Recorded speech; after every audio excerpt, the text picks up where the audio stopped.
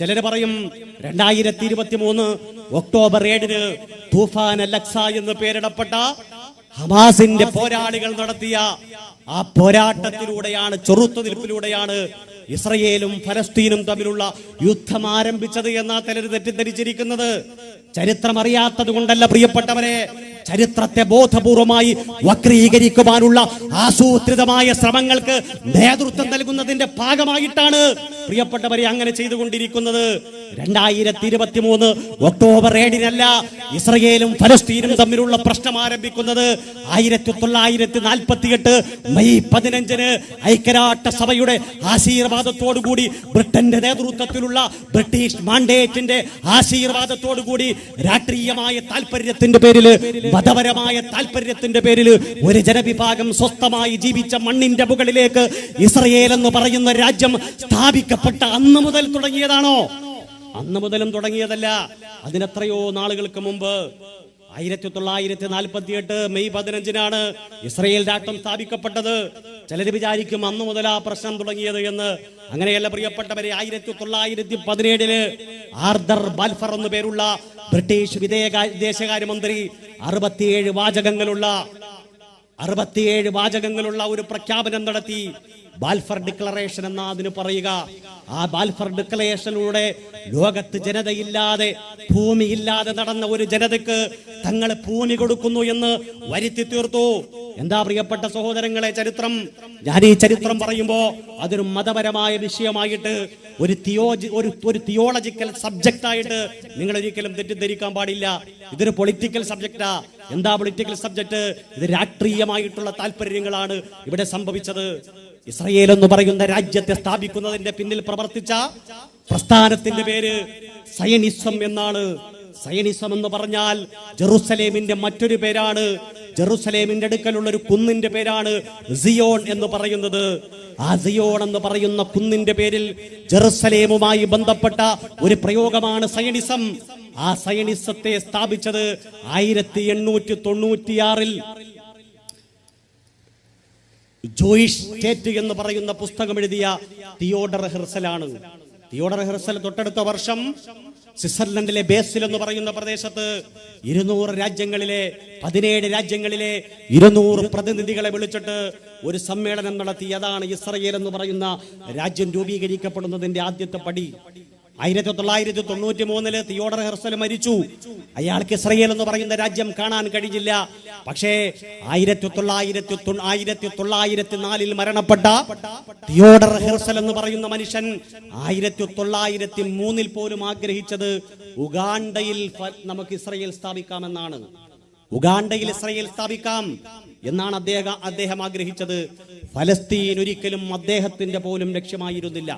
പിന്നെ എങ്ങനെയാണ് ഫലസ്തീൻ എന്ന് പറയുന്ന രാജ്യത്തെ വെട്ടിമുറിച്ചിട്ട് അവിടെയുള്ള അറബ് ജനതയെ തുരത്തി ഓടിച്ചിട്ട് ലക്ഷോപലക്ഷം മനുഷ്യർ ഇന്നും പിറന്ന മണ്ണിലേക്ക് തിരിച്ചു വരാൻ കഴിയാതെ വ്യത്യസ്തമായ രാജ്യങ്ങളുടെ ഇരുമ്പ് പറകൾ കൊണ്ട് മറയ്ക്കപ്പെട്ട, ടാർപോളിനടിച്ച തിൻഷീറ്റ് കൊണ്ട് കുത്തി മറയ്ക്കപ്പെട്ട അഭയാർത്ഥി ക്യാമ്പുകളിൽ നരകതുല്യമായ ജീവിതം നയിച്ചുകൊണ്ടിരിക്കുമ്പോ പ്രിയപ്പെട്ട സഹോദരങ്ങളെ, അതിന്റെ ഒക്കെ പിന്നിൽ ചില രാജ്യങ്ങളുടെ മതപരമായ, രാഷ്ട്രീയമായ താല്പര്യങ്ങൾ സംരക്ഷിക്കുവാനുള്ള ഇടപെടലായിരുന്നു എന്ന് കൃത്യമായിട്ട് നമ്മൾ മനസ്സിലാക്കണം. ഞാൻ പറഞ്ഞു വന്നത്, ഫലസ്തീനികളെ, ഹമാസുകാരെ അല്ലെങ്കിൽ ഗസക്കാരെ ഭീകരവാദി എന്ന് വിളിക്കുന്നു.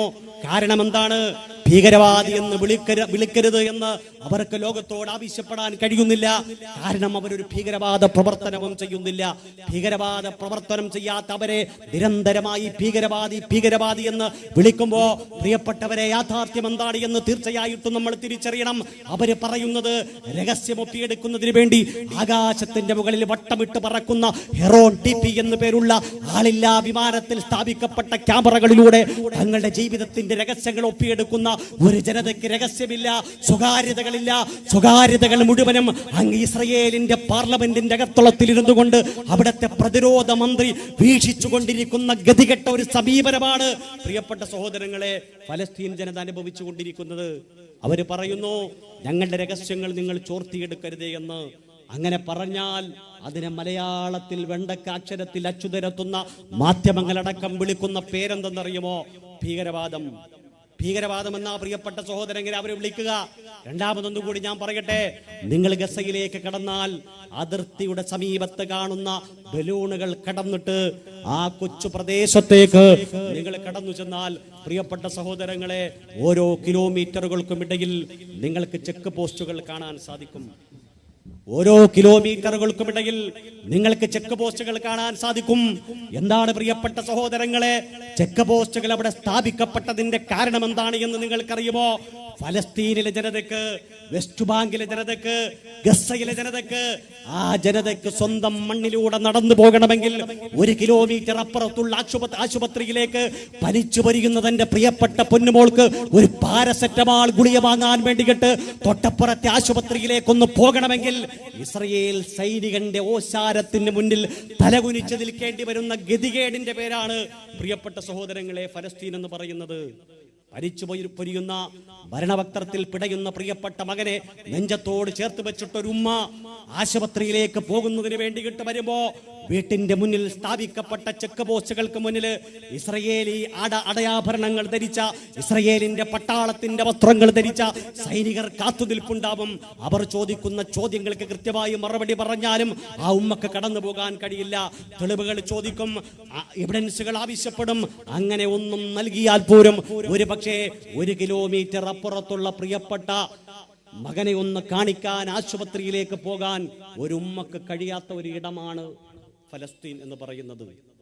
അങ്ങനെ പോകാൻ കഴിയാതെ എത്രയോ കുട്ടികൾ ചെക്ക് പോസ്റ്റുകൾക്ക് മുന്നിൽ പിടഞ്ഞു മരിച്ചതിന്റെ വാർത്തകൾ പ്രിയപ്പെട്ടവരെ ഞാനും നിങ്ങളുമൊക്കെ കേട്ടിട്ടുണ്ട്. 1 കിലോമീറ്റർ അപ്പുറത്താണ് ആശുപത്രി. മരണം കാത്തുകിടക്കുന്ന കുഞ്ഞിനെ തോളിൽ വാരിയിട്ടിട്ട് ആശുപത്രിയിലേക്ക് ആതുര സേവനത്തിന് കൊണ്ടുപോകാൻ അനുവദിക്കാത്ത കാപാലികന്മാർ ചെക്ക് പോസ്റ്റുകൾ തീർത്തിട്ട് ഒരു ജനതയെ തടഞ്ഞിടുമ്പോ ആ ജനത പറയുന്നു, മരിക്കാൻ പോകുന്ന എന്റെ പ്രിയപ്പെട്ട മകനെ ആശുപത്രിയിൽ കൊണ്ടുപോകാനുള്ള അവകാശം എനിക്ക് വേണം എന്നാണ് ഫലസ്തീനികൾ പറയുന്നത്. അങ്ങനെ പറഞ്ഞാൽ അതിനെയാണ് ഇവർ വിളിക്കുന്നത് ഭീകരവാദം. ഭീകരവാദം എന്ന് വിളിക്കും. അവിടെയും അവസാനിക്കുന്നില്ല പ്രിയപ്പെട്ട സഹോദരങ്ങളെ. ഇവിടെ നേരത്തെ ആരോ സൂചിപ്പിക്കുന്നത് ഞാൻ കേട്ടു. 40 കിലോമീറ്റർ നീളമുള്ള 12 കിലോമീറ്റർ വീതിയുള്ള ഒരു പ്രദേശത്തിന്റെ പേരാണ് ഗസ എന്ന് പറയുന്നത്. അതിൽ 40 കിലോമീറ്ററും കടൽപ്പരപ്പാണ്. കടൽപ്പരപ്പെന്ന് കേൾക്കുമ്പോൾ പ്രിയപ്പെട്ടവരെ മനസ്സിൽ ഒരുപാട് സന്തോഷമുണ്ടാകും. കാരണം നമ്മളൊക്കെയും വൈകുന്നേരങ്ങളിൽ ജീവിതത്തിന്റെ ടെൻഷൻ മാറ്റാൻ വേണ്ടിയിട്ട് ബീച്ചുകളിലേക്കൊക്കെ സഞ്ചരിക്കുന്നവരാണ്. അതുകൊണ്ട് ഫലസ്തീനികൾക്ക്, പ്രത്യേകിച്ച് ഗസക്കാർക്ക് എപ്പോഴും കടലിന്റെ ഓളങ്ങളും മലയൊളികളും കേട്ടുകൊണ്ടിരിക്കാമെന്ന് പ്രിയപ്പെട്ട സഹോദരങ്ങളെ നമ്മൾ തെറ്റിദ്ധരിക്കാൻ സാധ്യതയുണ്ട്. പക്ഷേ നമ്മൾ മനസ്സിലാക്കേണ്ടത്, ആ കടൽ തീരത്ത് താമസിക്കുന്ന ഒരു മത്സ്യത്തൊഴിലാളിക്ക് സ്വന്തം വീട്ടുമുറ്റത്തുള്ള കടലിലേക്ക് ഇറങ്ങിയിട്ട് ഉച്ചനേരത്തൊന്ന് കറിവെക്കാൻ ഒരു മത്സ്യത്തെ പിടിക്കണമെങ്കിൽ ഇസ്രയേലിന്റെ സൈനികാധിപന്മാരുടെ മുന്നിൽ മുട്ടിലിഴയേണ്ടി വരുന്ന ഗതികേടിന്റെ പേരാണ് പ്രിയപ്പെട്ടവരെ ഫലസ്തീൻ എന്ന് പറയുന്നത്. സ്വന്തം വീട്ടുമുറ്റത്ത് അലമാലകൾ ആഞ്ഞടിക്കുന്ന സാഗരത്തിലേക്ക് ഇറങ്ങിയിട്ട് തന്റെ വീട്ടിൽ ഉച്ചയ്ക്ക് വയസ്സെന്ന് കഴിയുന്ന പ്രിയപ്പെട്ട കുഞ്ഞിന് ഒരു കറി വെക്കാൻ, മീൻ പിടിക്കാനുള്ള അവകാശം നിഷേധിക്കപ്പെട്ടു. ഒരുപാട് സമ്മർദ്ദങ്ങൾ ഉണ്ടായപ്പോ ഇസ്രയേലുകാരൻ പറഞ്ഞു, മീൻ പിടിച്ചോ, പക്ഷേ 10 നോട്ടിക്കൽ മൈലിന്റെ അപ്പുറത്തേക്ക് നിങ്ങൾ പോകാൻ പാടില്ല. 10 നോട്ടിക്കൽ മൈൽ എന്ന് പറയുന്ന അളവ് നമുക്കറിയാം. കടലുമായി ബന്ധപ്പെട്ട് പ്രിയപ്പെട്ടവരെ വളരെ കുറഞ്ഞ ഒരു ദൂരമാണത്. അവിടെ പോയാൽ സാധാരണ മത്സ്യത്തൊഴിലാളികൾക്ക് മത്സ്യമൊന്നും കിട്ടാറില്ല. അവര് പുറം കടലിലേക്കാണ് പോവുക. പുറംകടലിലേക്ക് പോകാൻ അനുവദിക്കില്ല. ഇനി ഒരു മനുഷ്യൻ കടലിലേക്ക് ഇറങ്ങുമ്പോ നിശ്ചിത അകലങ്ങളിലായി സ്ഥാപിക്കപ്പെട്ട പടക്കപ്പലുകളിൽ പീരങ്കികൾ അവന്റെ നേരെ തിരിച്ചു വെക്കും. അവൻ കടന്നുപോയ ദൂരം എത്രയെന്ന് അളക്കാൻ അവിടെ മാപിനി ഉണ്ടാവില്ല. ഇസ്രയേലുകാരന് ഇഷ്ടപ്പെട്ടില്ലെങ്കിൽ ഉടൻ തന്നെ മത്സ്യത്തൊഴിലാളിയുടെ നെഞ്ചത്തേക്ക് അവൻ വെടിവെക്കും. പോകുന്ന ഫൈബർ വള്ളത്തിൽ പിടഞ്ഞു വീണ് മരിക്കുന്ന എത്രയോ മത്സ്യത്തൊഴിലാളികളുടെ ജനാസകൾ ചുമലിലേറ്റിട്ട് കണ്ണീരോടുകൂടി നടന്നുപോയവന്റെ പേരാണ് ഗസക്കാരൻ അല്ലെങ്കിൽ ഫലസ്തീനി എന്ന് പറയുന്നത്. സ്വന്തം വീട്ടുമുറ്റത്തെ കടൽ വളപ്പിലിറങ്ങിയിട്ട് ഒരു മത്സ്യം പിടിക്കാനുള്ള അവകാശമില്ലാത്തവന്റെ പേരാണ് ഫലസ്തീനി. ഇനി ആ കടലിന്റെ ഓളപ്പരപ്പുകൾക്ക് സമീപം പരന്നു കിടക്കുന്ന മണൽ തരികളിലൂടെ തന്റെ 7 വയസ്സുള്ള തന്റെ 8 വയസ്സുള്ള കുട്ടിയെ ഒന്ന് പട്ടം പറത്താൻ അനുവദിക്കാമെന്ന് ഒരു ഉപ്പ വിചാരിക്കട്ടെ. വൈകുന്നേരങ്ങളിൽ സൂര്യൻ അസ്തമിക്കുന്ന സമയത്ത് മനോഹരമായ അസ്തമാന ശോഭ കാണാൻ വേണ്ടിയിട്ട് കടൽ തീരത്തേക്ക് വന്നിട്ട് ആകാശത്തേക്ക് ആഹ്ലാദത്തിന്റെ ഭാഗമായിട്ട് ഒരു ബലൂൺ ഉയർത്തിയാൽ, ഒരു പട്ടം പറത്തിയാൽ, പട്ടം പറത്തുന്ന പിഞ്ചു കുഞ്ഞിന്റെ നെഞ്ചിന്റെ നേരെ വെടിവെക്കുന്ന ഭീകരതയുടെ പേരാണ് പ്രിയപ്പെട്ടവരെ ഇസ്രായേൽ എന്ന് പറയുന്നത്. അവർ ചെയ്ത കുറ്റമെന്താ? ഭീകരവാദമല്ല, സ്വന്തം വീട്ടുമുറ്റത്തെ മണൽപ്പരപ്പിൽ പട്ടം പറത്തിയ കാരണത്തിന്റെ പേരിൽ നെഞ്ചത്ത് വെടിയേറ്റ് പിടഞ്ഞു വീട് വരച്ചു പോയ ഫലസ്തീനിന്റെ മക്കളുടെ കഥ അറിയുമോ പ്രിയപ്പെട്ടവരെ? അവരെയാണ് നമ്മൾ ഭീകരവാദി എന്ന് വിളിക്കുന്നത്.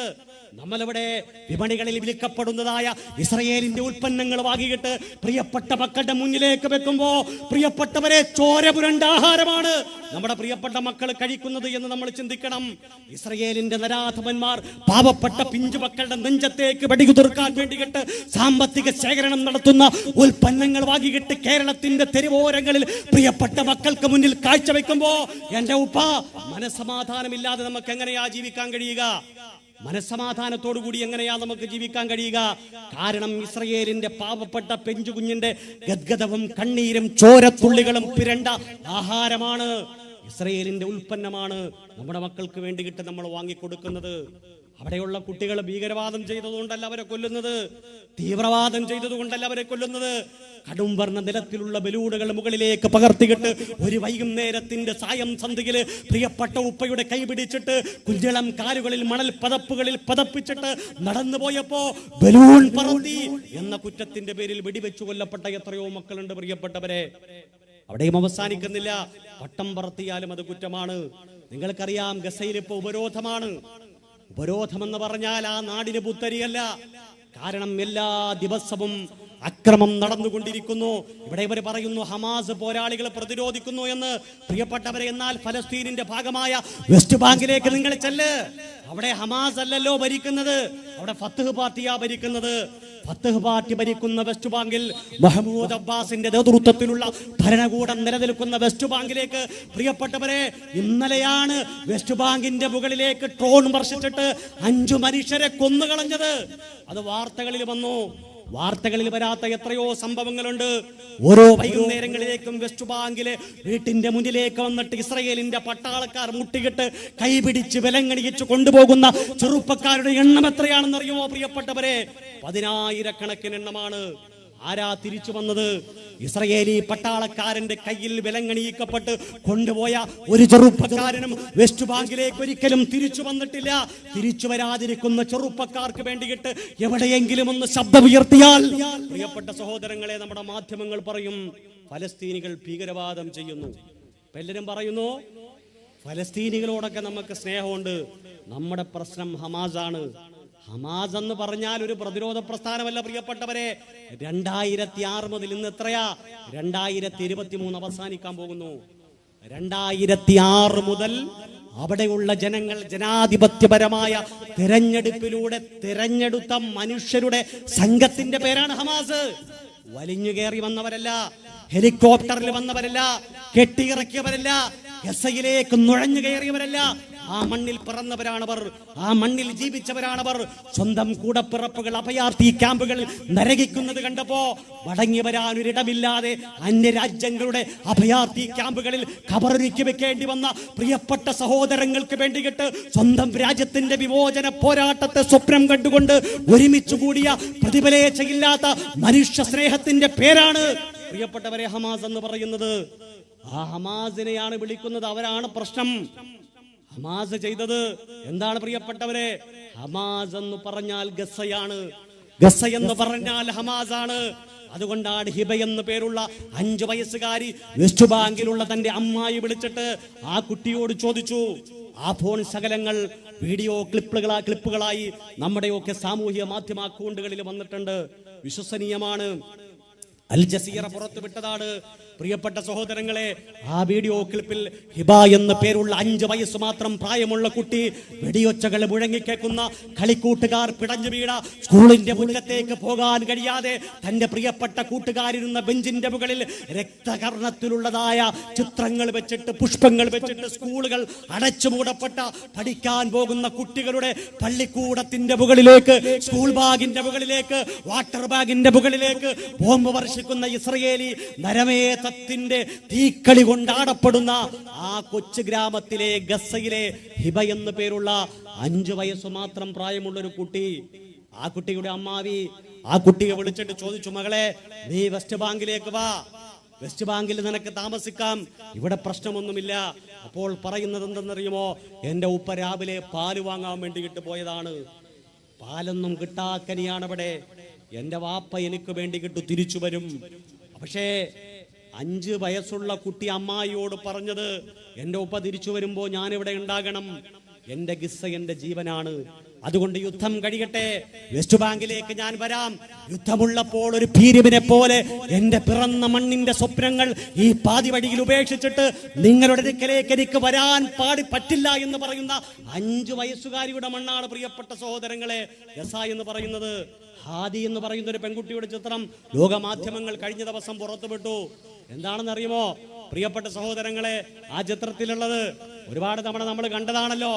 ആ ചിത്രങ്ങളിൽ ആ 3 വയസ്സുള്ള കുട്ടി തന്റെ വെത്തക്കൈ പോലെയുള്ള കുഞ്ഞു കൈകൾ കൊണ്ട് കണ്ണു തിരുമുകയാണ്.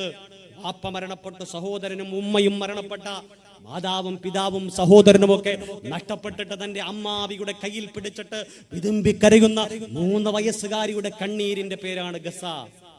അപ്പോൾ നമ്മൾ വിചാരിക്കും യുദ്ധം കാരണം ഗസക്കാരൊക്കെ ഭയന്ന് വറച്ചിരിക്കുകയാണ് എന്ന്. ഗസക്കാരെ കൊന്നാൽ അവർ പേടിച്ചു പോകുമെന്നാണ് ഇസ്രയേലുകാർ വിചാരിക്കുന്നത്. ഗസക്കാരെ കൊന്നാൽ അവർ ഭയചകിതരായി പോകുമെന്നാണ് അമേരിക്ക വിചാരിക്കുന്നത്. ലോകത്തെ മുതലാളിത്ത ശക്തികളൊക്കെയും വിചാരിക്കുന്നത് കൊന്നുകളഞ്ഞാൽ അവർ പേടിക്കുമെന്നാണ്. എന്നാൽ പ്രിയപ്പെട്ട സഹോദരങ്ങളെ, ഒരു കാര്യം മനസ്സിലാക്കിക്കോ, അവിടെയുള്ള ഓരോ മനുഷ്യരുടെയും വീടുകളിൽ മരണപ്പെടുന്ന രക്തസാക്ഷികളുടെ അവരുടെ ചേതനയേറ്റ ശരീരത്തെ ചുമലിലേറ്റിക്കിട്ട് പോകുന്ന മനുഷ്യരുടെ നാടാണ് പ്രിയപ്പെട്ടവരെ ഗസ എന്ന് പറയുന്നത്. ഫലസ്തീൻ എന്ന് പറയുന്നത് ഒരിക്കലും മരണം അവരെ ഭയപ്പെടുത്തില്ല. മരണത്തെ കാട്ടിയിട്ട് ഭീതിപ്പെടുത്തി വീട്ടിന്റെ ഉള്ളിലേക്ക് അവരെ കൊണ്ടുപോകാമെന്ന് ഒരു സൈനികനും വിചാരിക്കുകയും വേണ്ട. കാരണം മരണത്തെ പേടിക്കാത്തവരാണവർ, മരണത്തെ മണവാളനെ പോലെ സ്വീകരിക്കുന്നവരാണവർ. പ്രിയപ്പെട്ട സഹോദരങ്ങളെ, ഇനിയുമുണ്ട്. 2012 നവംബർ മാസമുണ്ടല്ലോ, 2012 നവംബർ മാസത്തില് വേൾഡ് പ്രസ് ഫോട്ടോഗ്രാഫിയുടെ അവാർഡ് നേടിയ ഒരു ചിത്രമുണ്ട്. ഓസ്ട്രിയൻ പത്രപ്രവർത്തകനായ പേൾ ഹൻസൻ അദ്ദേഹത്തിന്റെ ക്യാമറയിൽ പകർത്തിയ ചിത്രം. എന്താണ് പ്രിയപ്പെട്ടവരെ ആ ചിത്രം എന്ന് നിങ്ങൾക്കറിയോ? ഫുആദ് ഹിജാസി എന്ന് പേരുള്ള ഒരു ഗസക്കാരൻ, അദ്ദേഹത്തിന് 12 മക്കളുണ്ട്. അദ്ദേഹത്തിന്റെ ഭാര്യയോടൊപ്പം മക്കളോടൊപ്പം വൈകുന്നേരം ജോലി കഴിഞ്ഞിട്ട് വീട്ടിലേക്ക് വന്നിട്ട് വീഡിയോ തുറന്നു വെച്ചിട്ട്, TV തുറന്നു വെച്ചിട്ട് യുദ്ധവാർത്തകൾ കണ്ടുകൊണ്ടിരുന്ന ഫുആദ് ഹിജാസി എന്ന് പറയുന്ന മനുഷ്യന്റെ വീടിന്റെ മുകളിലേക്ക് ബോംബ് വർഷിച്ചു. ഇസ്രയേലിന്റെ പട്ടാളക്കാർ ബോംബ് വീണ് തരിപ്പണമായപ്പോൾ ഉപ്പയും ഉമ്മയും മക്കളുമൊക്കെ മരിച്ചുപോയി. കുറച്ചുപേര് മാത്രം രക്ഷപ്പെട്ടു. 3 മക്കൾ മരിച്ചു. മരിച്ച 3 മക്കളിൽ ഒരാളുടെ പ്രായം 2 വയസ്സാണ്, വേറൊരാളുടെ പ്രായം 3 വയസ്സാണ്. ആ 2 മക്കളെയും ചുമലിലേറ്റിയിട്ട് ചോര പുരണ്ട പിഞ്ചു മക്കളുടെ ശരീരവുമായിട്ട് ആശുപത്രിയിലേക്ക് പോയി. അതിനുശേഷം പള്ളിയിലേക്ക് ജനാസ അടക്കുന്നതിന് വേണ്ടിയിട്ട് കൊണ്ടുപോകുന്ന ചിത്രത്തെ പേൾ ഹൻസൻ എന്ന് പറയുന്ന മാധ്യമ പ്രവർത്തകൻ തന്റെ ക്യാമറ കണ്ണുകൾ കൊണ്ട് ഒപ്പിയെടുത്തിട്ട് ലോകത്തിന്റെ മുന്നിൽ പ്രദർശിപ്പിച്ചപ്പോ പ്രിയപ്പെട്ട സഹോദരങ്ങളെ, 3 വയസ്സുള്ള 2 വയസ്സ് മാത്രം പ്രായമുള്ള 2 കുട്ടികളുടെ ചേതനയേറ്റ രക്തം പുരണ്ട ശരീരത്തെ ചുമലിലേറ്റിട്ട് പള്ളിയിലേക്ക് ആത്മാഭിമാനത്തോടുകൂടി നടന്നു പോകുന്ന ഗസക്കാരുടെ ചിത്രം കണ്ടവരാണ് ഞാനും നിങ്ങളും. അതുകൊണ്ട് ഗസക്കാര് മരണം കണ്ടിട്ട് പേടിച്ചു പോകുമെന്ന് നമ്മൾ തെറ്റിദ്ധരിക്കണ്ട. ആ ഫുആദ് ഹിജാസിയും ആ 2 വയസ്സായ കുട്ടിയും ഭീകരവാദ പ്രവർത്തനം ചെയ്തതുകൊണ്ടല്ല പ്രിയപ്പെട്ടവരെ പള്ളിയിലേക്ക് അവരെ വലിച്ചിഴക്കപ്പെട്ടത്.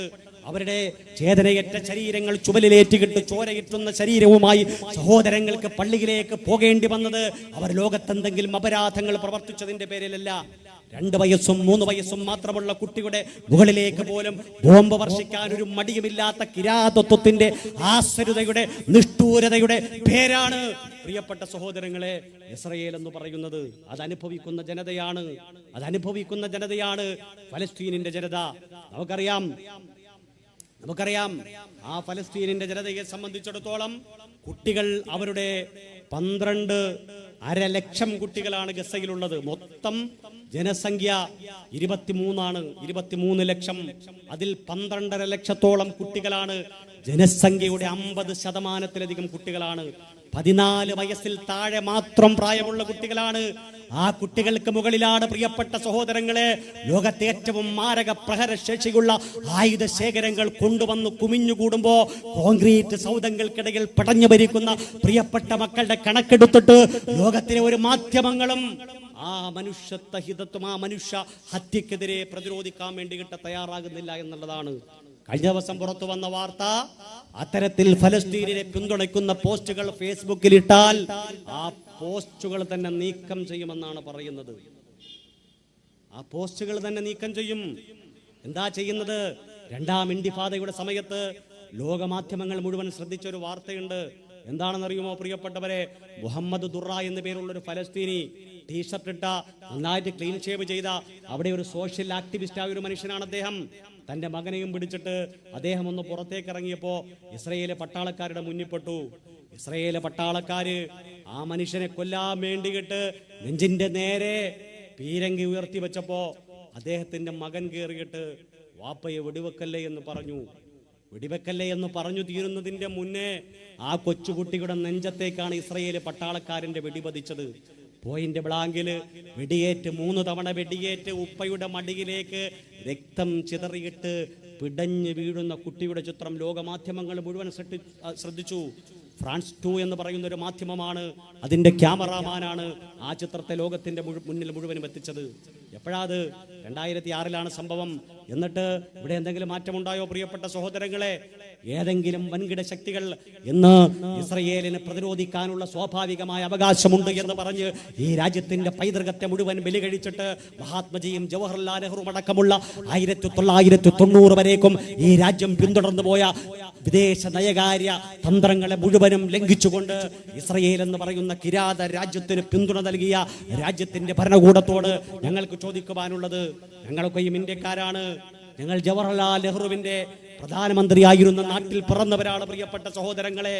1960 ജവഹർലാൽ നെഹ്റു ഗസ സന്ദർശിച്ചു. ഗസ സന്ദർശിച്ചതിന് ശേഷം അദ്ദേഹം തിരിച്ചു വരുമ്പോ ആകാശത്ത് വെച്ചിട്ട് അദ്ദേഹം സഞ്ചരിച്ച UN-ന്റെ നിയന്ത്രണത്തിലുള്ള വിമാനത്തിനെ മൊസാദ് എന്ന് പറയുന്ന ഇസ്രയേലിന്റെ സൈനിക വ്യൂഹം, ഇസ്രയേലിന്റെ ചാര സംഘടനയുടെ നേതൃത്വത്തിൽ UN-ന്റെ വിമാനം തടഞ്ഞു വെച്ചു. മാധ്യമങ്ങളിൽ മുഴുവൻ വാർത്തയായി. പക്ഷേ ജവഹർലാൽ നെഹ്റു ഒരക്ഷരവും മിണ്ടിയില്ല.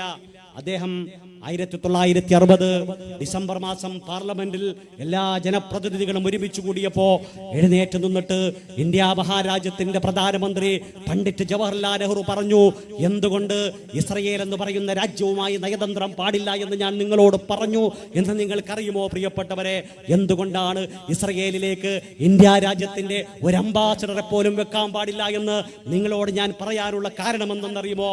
നിങ്ങൾ കണ്ടില്ലേ, ഗസ എന്ന് പറയുന്ന ഐക്യരാഷ്ട്രസഭ അംഗീകരിച്ച ഒരു പ്രദേശത്തേക്ക് ലോകത്തെ ഏറ്റവും രണ്ടാമത്തെ ജനസംഖ്യയുള്ള ഇന്ത്യ മഹാരാജ്യത്തിന്റെ പ്രധാനമന്ത്രിയായ ഞാൻ ചെന്നപ്പോ ഞാൻ ചെയ്തത് എന്തോ വലിയ ധിക്കാരമാണ് എന്ന് കരുതികെട്ട് ആകാശത്തിന്റെ മുകളിൽ ഇസ്രയേലിന്റെ ചാരപ്പട മൊസാദിന്റെ ഭീകരന്മാർ എന്നെ തടഞ്ഞു വെച്ചത് നിങ്ങൾ കണ്ടില്ലേ?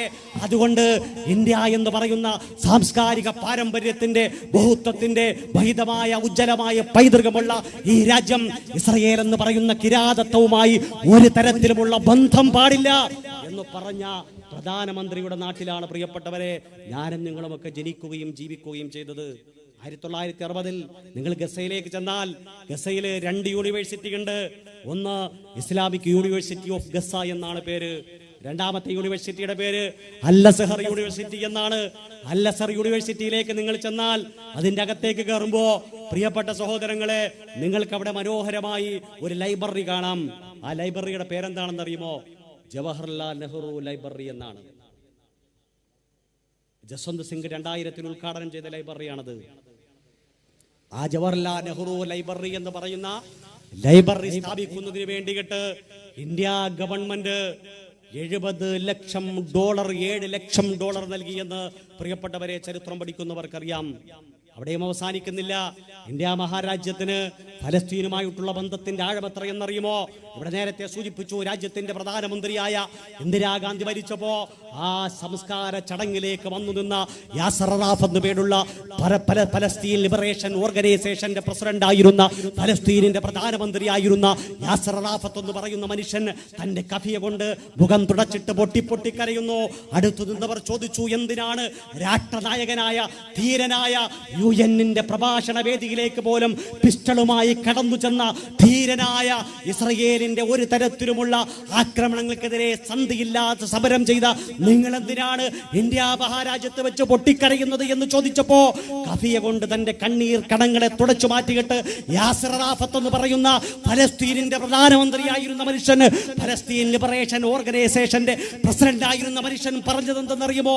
എനിക്ക് നഷ്ടപ്പെട്ടത് എന്റെ സഹോദരിയാണ്, നിങ്ങൾക്ക് നഷ്ടപ്പെട്ടത് നിങ്ങളുടെ രാജ്യത്തിന്റെ പ്രധാനമന്ത്രിയാണെങ്കിൽ എനിക്ക് നഷ്ടപ്പെട്ടത് എന്റെ സ്വന്തം കൂടപ്പുറപ്പിനെയാണ് എന്ന് പറഞ്ഞിട്ട് പൊട്ടിക്കരഞ്ഞ യാസർ അറാഫത്തിന്റെ ചരിത്രം സാക്ഷി.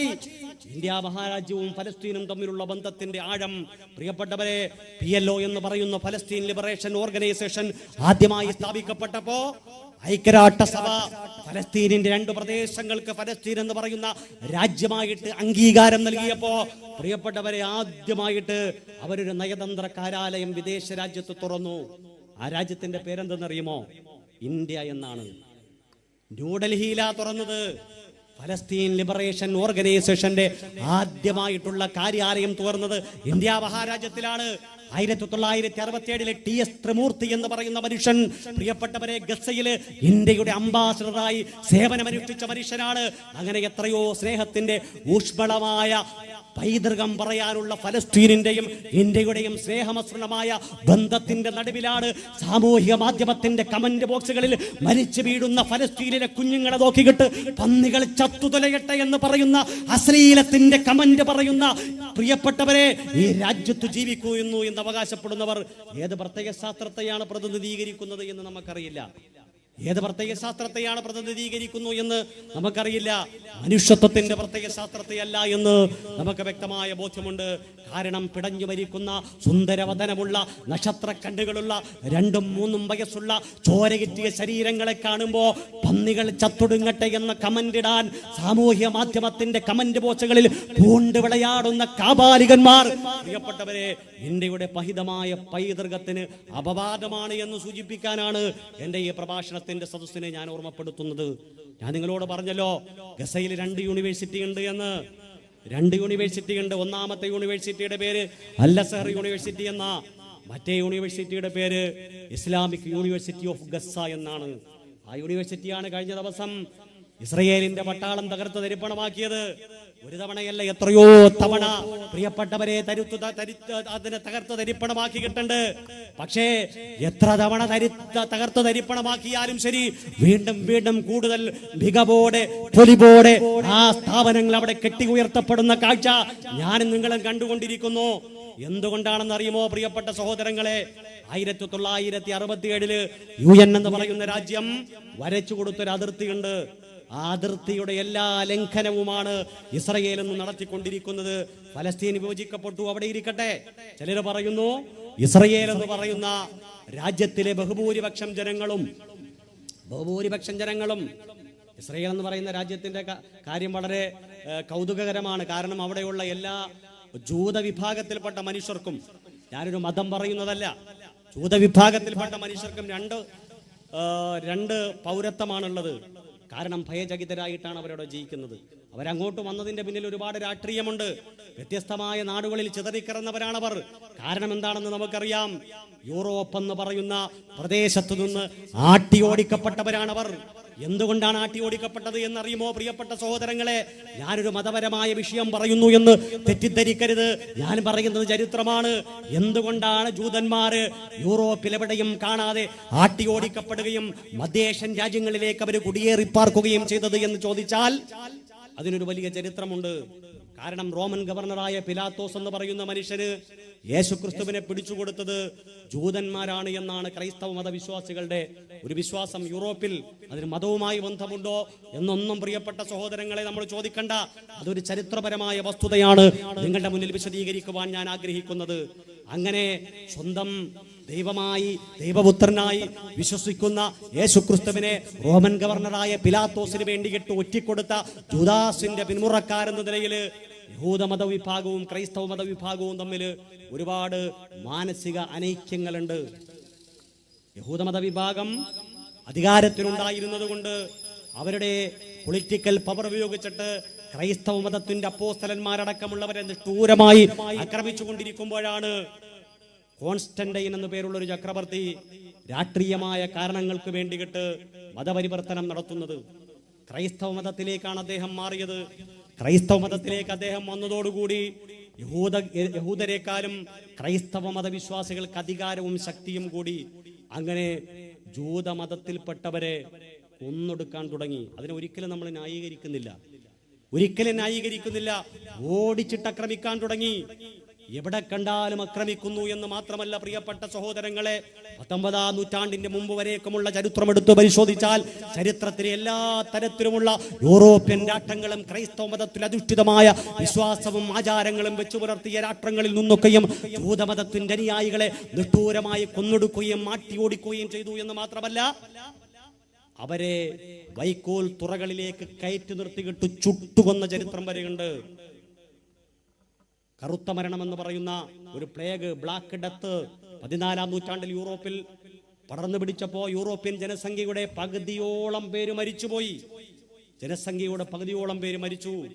ആരോ പ്രചരിപ്പിച്ചു ഇതിന്റെ പിന്നില് ദുർമന്ത്രവാദികളായ ജൂത സമൂഹമാണ് എന്ന്. ജൂതന്മാരെ ഓട്ടിച്ചിട്ട് പിടിച്ചു എന്ന് മാത്രമല്ല, വൈക്കോൽ തുറകളിലേക്ക് കൊണ്ടുപോയിട്ട് ആ വൈക്കോൽ തുറകൾക്കുള്ളിലേക്ക് കയറ്റി നിർത്തിയിട്ട് ചുട്ടുകൊന്ന എത്രയോ കഥകൾ പ്രിയപ്പെട്ട സഹോദരങ്ങളെ ഞാനും നിങ്ങളുമൊക്കെ വായിച്ചിട്ടുണ്ട്. അങ്ങനെ ജീവിക്കാൻ നിർവാഹമില്ലാതെ അവർ കുടിയേറി പാർത്ത രാജ്യങ്ങളുടെ പേര് നിങ്ങൾക്കറിയുമോ? ഒന്ന് ലബനാൻ, ഒന്ന് സിറിയ, ഒന്ന് ഇറാഖ്, ഒന്ന് ഇറാൻ. ആ രാജ്യത്തിന്റെയൊക്കെ മതം ഏതാണ് എന്ന് നമുക്കറിയാം. ഞാൻ അതാണ് ആദ്യമേ പറഞ്ഞത്. പ്രിയപ്പെട്ട സഹോദരങ്ങളെ, അറബ് രാഷ്ട്രങ്ങളാണ്, പേർഷ്യൻ രാഷ്ട്രങ്ങളാണ്.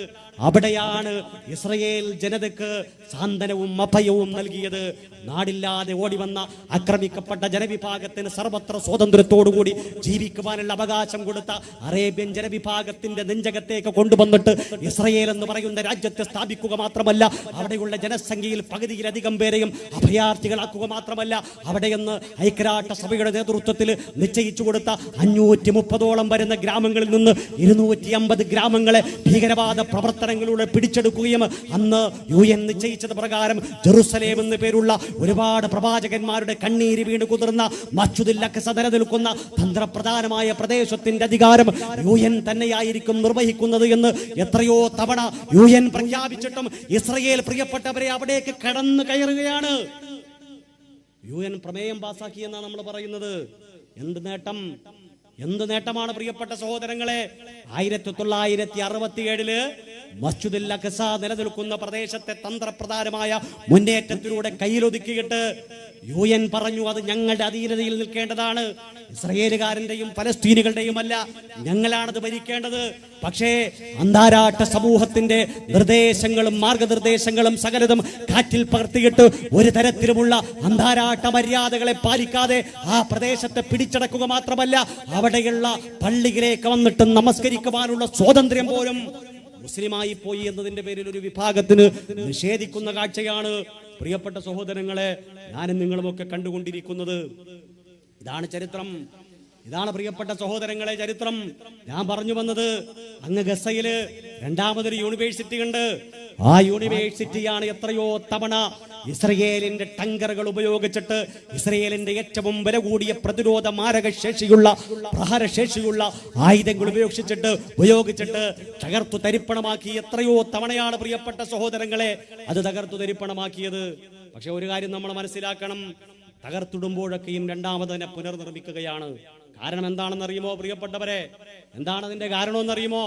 കാരണം തകർത്തിടുമ്പോൾ പോലും പുനർനിർമ്മിക്കാൻ കഴിയുന്ന ഒരു വിശ്വാസം അവരുടെ ഹൃദയത്തിലുണ്ട്. കാരണം നിങ്ങൾ ഇസ്ലാമിക് യൂണിവേഴ്സിറ്റി ഓഫ് ഗസ എന്നറിയപ്പെടുന്ന ആ യൂണിവേഴ്സിറ്റിയിലേക്ക് നിങ്ങൾ കടന്നു ചെല്ലുമ്പോൾ വലതുവശത്തായിട്ട് നിങ്ങൾക്ക് ഒരു അഡ്മിനിസ്ട്രേഷൻ ബ്ലോക്ക് കാണാം. അഡ്മിനിസ്ട്രേഷൻ ബ്ലോക്കിന്റെ ഉള്ളിലേക്ക് നിങ്ങൾ കടന്നു ചെല്ലുമ്പോൾ നിങ്ങളെ അഭിമുഖീകരിക്കുന്ന ആദ്യത്തെ വാചകം എന്താണെന്നറിയുമോ? ഒന്നാമത്തെ വാചകം ജെറുസലേമിലേക്ക് 70 കിലോമീറ്റർ എന്നാണ്.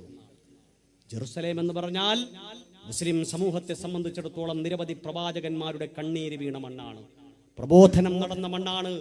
ജെറുസലേമിലേക്ക് 70 കിലോമീറ്റർ എന്ന് പറയുന്ന അക്ഷരങ്ങൾ വായിച്ചിട്ടാണ് ആ ഗസ യൂണിവേഴ്സിറ്റിയിൽ പഠിക്കുന്ന ഓരോ വിദ്യാർത്ഥികളും അവരുടെ ഓരോ ദിവസവും കടന്നു ചെല്ലുമ്പോഴും ഇറങ്ങി വരുമ്പോഴും വായിക്കുന്ന വാചകം എന്തെന്നറിയുമോ പ്രിയപ്പെട്ടവരെ? ജെറുസലേമിലേക്ക് 70 കിലോമീറ്റർ നഷ്ടപ്പെട്ടു പോയ, അന്യാധീനപ്പെട്ടു പോയ തങ്ങളുടെ പ്രിയപ്പെട്ട പ്രവാചകന്മാരുടെ ആദർശ ബന്ധുക്കളുടെ പാരമ്പര്യവും പൈതൃകവുമുള്ള മണ്ണിനെ തിരിച്ചു പിടിക്കുക എന്നുള്ളതാണ് തങ്ങളുടെ ഉത്തരവാദിത്വമെന്ന് മനസ്സിലാക്കിയിട്ട് പോരാട്ടത്തെ പഠനമാക്കി, പഠനത്തെ പോരാട്ടമാക്കി, പ്രതിരോധമാക്കിയിട്ട് ജീവിക്കുന്ന ഒരു ജനവിഭാഗത്തിന്റെ സർവകലാശാലകളെ ലോകത്തെ ഏറ്റവും വലിയ ആയുധ ശേഖരം കൊണ്ട് മൺകൂട്ടയാക്കാൻ, കോൺക്രീറ്റ് സൗധമാക്കാൻ എത്ര തവണ ശ്രമിച്ചാലും പ്രിയപ്പെട്ടവരെ വർദ്ധിത വീര്യത്തോടുകൂടി അത് വീണ്ടും വീണ്ടും പുനർനിർമ്മിക്കപ്പെടുമെന്നാണ് പ്രിയപ്പെട്ട സഹോദരങ്ങളെ ചരിത്രങ്ങൾ നമ്മെ ഓർമ്മപ്പെടുത്തുന്നത്. ചരിത്രം നമ്മെ പഠിപ്പിക്കുന്ന സംഗതി ഇതാണ്. ഒരു സുദീർഘമായ പ്രഭാഷണത്തിലുള്ള ഒരു സാഹചര്യം ഇവിടെ ഇല്ല എന്ന് എനിക്ക് വ്യക്തമായ ബോധ്യമുണ്ട്. ഇനിയും കൂടുതലായി പരത്തി പറയുന്നത് ഒരിക്കലും ഭംഗിയല്ല എന്നുള്ള പൂർണ്ണമായ വിശ്വാസം എനിക്കുണ്ട്. അതുകൊണ്ട് പ്രിയപ്പെട്ട സഹോദരങ്ങളെ, ഇവിടെ നടക്കുന്ന പ്രതിഷേധം എന്ന് പറയുമ്പോൾ അവിടേക്ക് ഉപരോധത്തിൽ അകപ്പെട്ടു പോയ പാവപ്പെട്ട മനുഷ്യര് ഇരുമ്പ് മറ കൊണ്ട് തീർക്കപ്പെട്ട റഫയുടെ അതിർത്തിയുടെ തൊട്ടുപുറത്ത് ആയിരക്കണക്കിന് മനുഷ്യർക്ക് കഴിക്കാൻ കഴിയുന്ന ഭക്ഷണ വിഭവങ്ങൾ കെട്ടിക്കിടക്കുമ്പോഴും പോലും ഒരു റൊട്ടി എടുത്തിട്ട് തന്റെ മക്കൾക്കൊന്ന് കഷ്ണം വെച്ചു കൊടുക്കാനുള്ള അവകാശം നിഷേധിക്കപ്പെട്ടു പോയ പാവപ്പെട്ട ഉമ്മമാരുടെ കണ്ണീരിന് വേണ്ടിയിട്ടാണ് പ്രിയപ്പെട്ട സഹോദരങ്ങളെ നമ്മൾ ഐക്യദാർഢ്യം പ്രഖ്യാപിക്കുന്നത്. നിങ്ങൾക്കറിയുമോ, മാവി മർമറ എന്ന് പറയുന്ന ഒരു സ്തൂപമുണ്ട് ഗസയിൽ.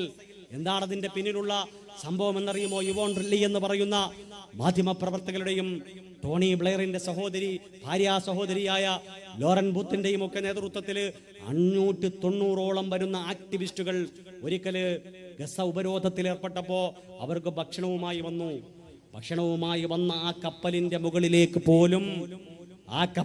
മുകളിലേക്ക് പോലും ബോംബ് വർഷിക്കാൻ പ്രിയപ്പെട്ട സഹോദരങ്ങളെ ഇസ്രയേലിന്റെ നരാധമന്മാർക്ക് ഒരു മടിയും ഉണ്ടായിരുന്നില്ല എന്ന് പ്രിയപ്പെട്ട സഹോദരങ്ങളെ നമ്മൾ മനസ്സിലാക്കണം. അതിന്റെ പേരാണ് ഇസ്രയേൽ.